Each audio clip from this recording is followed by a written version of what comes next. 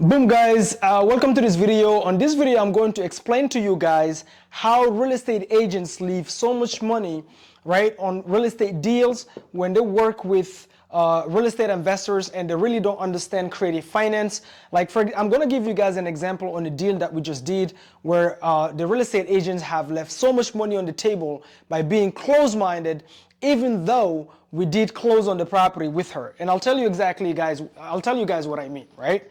So we bought this property using what we call creative finance, okay?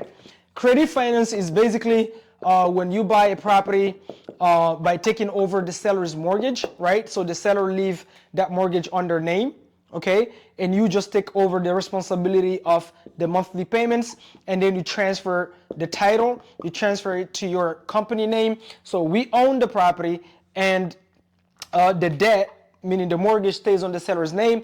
This is called buying the property subject to, right? Buying the property subject to the underlying debt. Why did we buy this property that is worth $500,000, using none of our own money, no credit? Why? Because the loan stayed on the seller's name and we just transferred title. So we own the property and we're just making the monthly payments on behalf of the seller. Obviously, by securing the seller is fully aware that we're not going into, this is a VA loan. We're not going into their bank and qualifying for the loan, leaving it on their name. We're just taking the responsibility of the monthly payments. We buy properties like this all the time.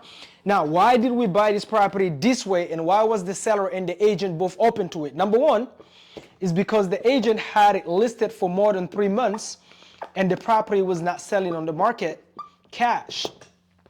The property is fully turnkey, right? And the property was not selling on the market. This is here in Atlanta, okay? It was not selling on the market, and so the seller was highly motivated. The seller had just bought this property a year ago. They just bought this property a year ago. Now, if you know anything about real estate, 1 year is not enough for the value of the property to go up. So that means the seller still owe on the loan almost what the property is worth.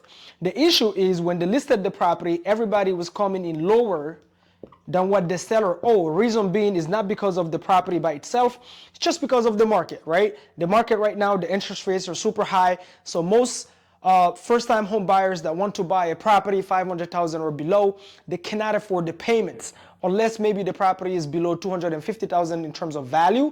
Anything over $350,000 is super difficult to sell right now. So the seller was tired of making the monthly payments, while the property is being listed on the market. So when a real estate agent, if you guys don't know how real estate agents works, they list properties for a commission. Like right now, I have a property listed in Conyers. It's a fix and flip for me and my team. We have it listed and we used a real estate agent that we work with to list it for us. And then we're going to pay commissions to both our agent, which is the seller's agent, because we're the ones selling the property, and then the buyer's agent, whoever comes to buy the property, they're gonna have an agent also. That's the buyer's agent, and we, the seller, we pay for both. Okay, we pay for the seller's agent and the buyer's agent, and on average, you pay about 6%. That means if you list the property for $500,000 and you sell it, you are going to pay 6% of the $500,000 in commissions on average. We don't pay full commissions, but most people do. Okay, so that's the number one thing. Number one pain was the seller was running out of money. It's been 3 months. The property is not selling. Everybody is offering lower. The property is fully turnkey, but it's just that people cannot afford the payments, so they want to buy it lower. Okay, so that's the number one pain. So when we reach out to the real estate agent, initially she was very reluctant. Why? Because she don't know nothing about creative finance. So we had to break down to her, number one, what is subject to. How can we help her client? How can we buy it full asking on paper by leveraging the debt in place to convince the seller to leave that loan in place? Okay, that's number one. Number two, we had to convince her, because it's our fiduciary duty to make sure that her client is protected. How is the client protected when we transfer deed and title and the loan stays on the seller's name? How is the seller protected in case we default? Once we explained that and she understood, yes, the seller is protected. In case we default, the seller can get that house back without having to foreclose. We put that extra paperwork and extra layer of security for the seller in place, okay? And also we've proven to the agent that we've been doing this, and the agent is already also tired of the seller hammering her phone every single day. Hey, do we have anything? Do we have anything? I'm tired, right? So, boom. Once we agreed, so not only we're taking over the loan, so now the seller, because there is no equity, if the seller had sold this property cash, the seller would probably have to write a check to sell the house. Why? Because there is no equity, but because the seller have an agent, the seller have to pay the commissions, right? So the house is barely worth what the seller bought it, but they listed it a little bit higher, 10K higher. Why 10K higher? Because of the commissions, to cover the commissions for the agent, right? So now we came in and we told the agent, hey, we're not going to pay you $10,000, but we can pay you $6,500. Reason being is because we're buying it technically for over market value. Why over market value? Because if the seller sold the cash, the seller have to come out of pocket. Now the seller is not coming out of pocket. That's one. Secondly, the house is only worth $590,000. That's what it appraised for. So if we give you the $6,500, right, on the property that you, the agent, couldn't sell on the market cash, if we give you $6,500, now it's $490,000 plus $6,500 plus we're covering the closing cost, okay? And so we paid over market technically, if you think about it, because if they were to sell it cash, it would be the contrary. The seller would have to come out of pocket for these fees. That's why. When she understood all of that, she was like, okay, can we get our client on a three-way so you guys can explain? Now I understand it. It makes sense. I see that you guys are credible, number one. Number two, I understand what the subject to is. Number three, I see that it's legal. Number four, I see how my seller is protected. Once you guys take over this property, I see how my seller is protected in case your company defaults, right? Because anything can happen, right? We just got out of a pandemic, right? You never know, right? Something might come to earth and take everybody. So you always want to make sure you explain to the agents, if you're watching and you're a real estate investor, how their client is protected as they should, okay? Now, once we explain all this, what was our goal? Why would we technically overpay for this property? Reason being is, number one, the seller is saving us from having to go to Wells Fargo or Chase and show our credit, right? Show our credit, which takes a long time. That's number one. Number two, we're building a portfolio. Most lenders will not lend you for over 12 properties, right? So if you want to keep building, you're gonna have to use creative finance in order to keep scaling. So that's number one, right? Number two is way faster. We can close way faster, so that means we can buy way more properties. Number four, guess what else, right? Because we're not coming with chunk of cash down, we're just paying the agent, right? So that means we can, let's say hypothetically we have $100,000, we can spread that $100,000 and buy 4 or 5 properties, not just one. So that's the benefit for us as real estate investors, and the benefit for the seller is that the seller is getting the cash, the seller is not coming out of pocket, right? They're getting the price that they're asking, the agent is taking care of, all of that, right? Now, why did this real estate agent leave money on the table? Here's why. Because we closed on a transaction that the real estate agent was stuck with for over 3 months. Over 3 months. A real estate investor calls you and talks to you about a strategy you've never heard of. And now you understand it. It makes sense for you. You understand how your client is protected. We end up doing the deal. The reason we bought it that way is because we're not looking to flip the property. We're looking to keep it as a buy and hold. This property today is bringing us $7,500 per month. It's a property that we're renting, right, as what we call a midterm rental. Midterm rental is when we rent to traveling nurses and professionals, right? So that's why it's bringing us this much. $7,500 per month, okay? Brand new turnkey property, okay? So not only is making us $7,500 a month, and guess what else? Over the years, we're gonna get appreciation, obviously, right? This property right now is worth $490, roughly. It already appraised for $490, but guess what? In 5, 7, 10 years, this property will definitely be worth more, right? It might be worth $800,000, it might be worth $750,000, it might be worth $1 million. I don't know, depending on what the market is doing. But it's definitely, real estate do go down, but I guarantee at some point it's gonna go up. if you can just stick with it, patient, right? You don't create wealth by selling real estate, you create wealth by keeping real estate, right?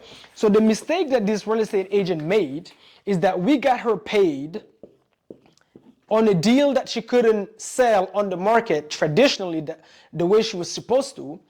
And we closed on the transaction. She got the check. The seller walked away, didn't have to write a check. We kept the property. This property is going to bring us cash flow.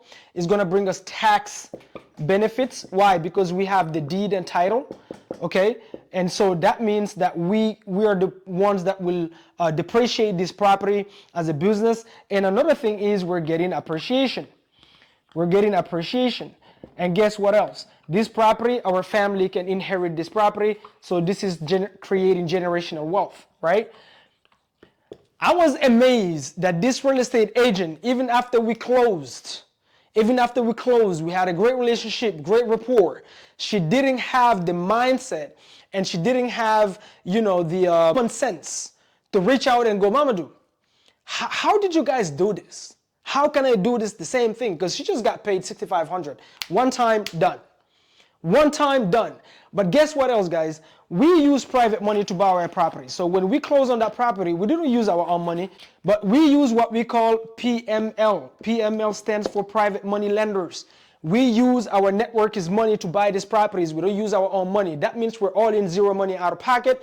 These private lenders bring us the money to fund the deal, and then we give them a return. But guess what? When we raise the money, we also pay ourselves up front. We paid ourselves on this deal up front $10,000 to our acquisition company, because we have our buy and hold company, we have our acquisition company, and then we have our fix and flip company. So we paid ourselves up front on top of paying her and then paying the closing costs, and then we're keeping the property, getting the cash flow, getting the appreciation and the tax benefits. She didn't even get the common sense to call and say, Mamadou, how did you do this? I want to do this. How did you do this? See all the money she left on the table?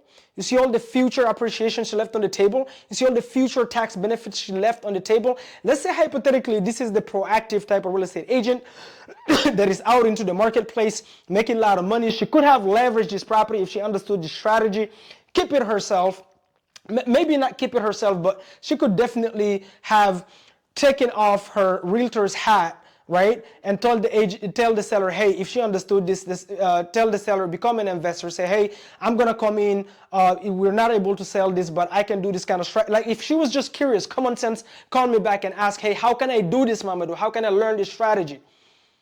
How can I learn this strategy? But I don't know how real estate agents don't get trained to at least be curious, to at least be open-minded. You just got paid on a deal that is a dead deal. Dead lead. You may have been stuck with this property for another 6 months, not being able to sell. Somebody comes in, offer you a solution that gets you paid. You out to call us back and be curious on how we did it, so that next time maybe you can do it yourself, or at least do more business with us or with another company that does the same strategy. When you lend into this kind of listings where you know the numbers are tight, now you can literally send that to those kind of investors and still get paid. So listen, if you're a real estate agent out there, we have nothing against you.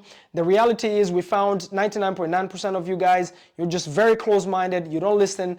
You're not open to different strategies. You don't think outside of the box. But we do work with the unicorn agents. Those are the agents that we work with, not only on our fix and flips, right? But also that we work with on low equity listings. But obviously you gotta be open to at least listening. The number one issue that my team run with when they call real estate agents is that some of you have listings for over 8 months, haven't sold for 8 months, and then they call you and you're frustrated because you're at lunch and you don't want to talk on the phone when you're at lunch, and you have a client that is trusting you to sell their property. It's been 8 months you haven't sold, and you're sitting there telling somebody, no, I'm at lunch right now, don't call me, don't bother me. You're at lunch? You have a property from a client that you're supposed to move, and it's been 8 months, you cannot sell it, and you dare to hang up on somebody just because you're at lunch? You don't know if this is the person that is going to actually close and write the check. Can't you listen to them for at least 5 minutes? So guys, be open-minded a little bit. You're going to make way more money, create way more connections, all right? Guys, if you're a real estate investor and you're doing this kind of strategies, remember to always be honest with the real estate agents. Full disclosure.